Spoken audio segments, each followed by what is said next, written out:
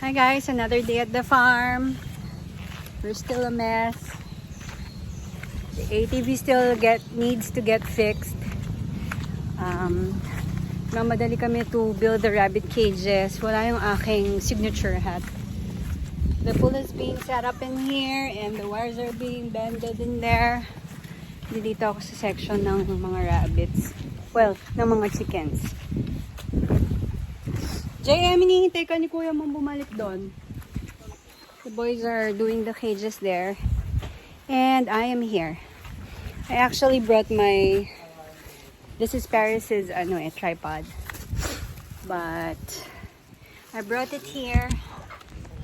Wala lang. I just wanted to share with you guys the things that we feed our chickens. Wala pa kaming baboy right now.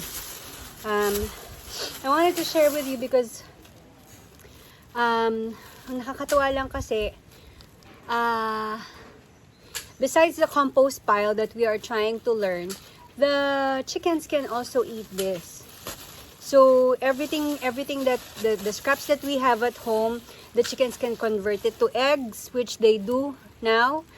They convert it to egg or meat. It makes them bigger. I'll show you the buff Orpington.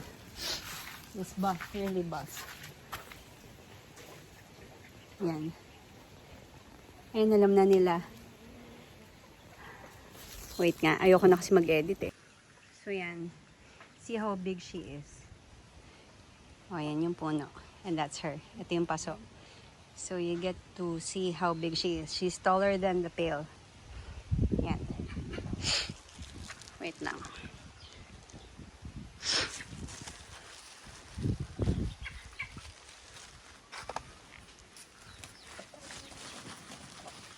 I love that. Naka-range na din yung aming mga brown egger. Yan, gusto nila yan.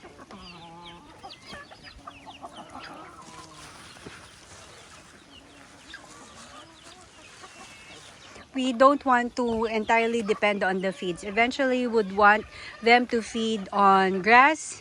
And before ito, punong-puno yan ng grass. We want them to feed on grass, on tree leaves, beneficial leaves, and yung sa benefit from the compost pile. This used to be ang compost pile. Kaya may mga hay-hay pang natira, tsaka yung manure ng rabbits and stuff. So, hagis ko na to sa kanila. Tingnan natin kung papansin. Mali yung pagkakahagis ko. Hawak ko kasi yung cellphone. Yung matalino. Ang magbubukas ng ano.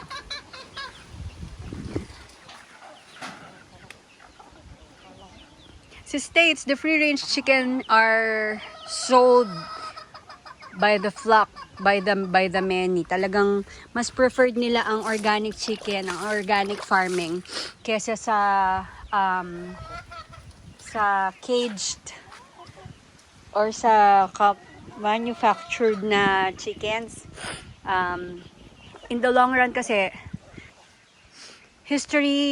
families with histories of sicknesses were proven, and they've proven themselves to be healthier when they started eating the organic chickens. Kaya sa kanila mas mabenta yun. So if by one family you get to sell the organic chicken, so yeah.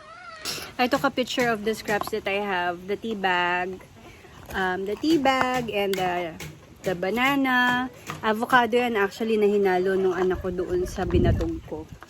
So these things, siguro most people would think na hindi siya kinakain, pero kinakain siya. But let me flip it over. Yan.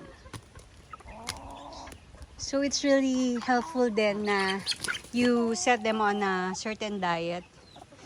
So benefits, the nutrients from the avocado and the binatog, they will eat. Hindi nila papansinin yan ngayon, but later they will. Yan, meron na. Nanginginain. Kinain niya na yan. Ba't ka kasi nasa labas? parang tao din sila, merong may gusto sa isang certain food, merong isang may gusto sa ganto, merong iyon naman ng type.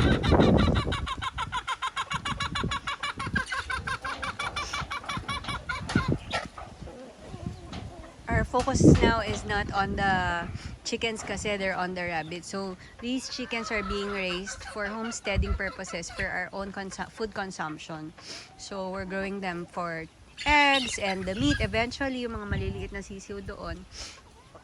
So yan, cage free. It's cheaper, it's healthier, and it's economical for everybody. Yan. Kahapon hinagisan ko sila ng ng santol. This is sweet santol. It's from a small tree pa lang, pero it's really sweet. Let me open it. Excuse the mess. These things, in my head, dahil lalangawin siya, iinsektuhin, kung hindi man kainin ng manok, yung mga insekto at yung mga uod or whatever na nandito ay kakainin nila. So, win-win. Sorry, tinamaan yung ano. Yan.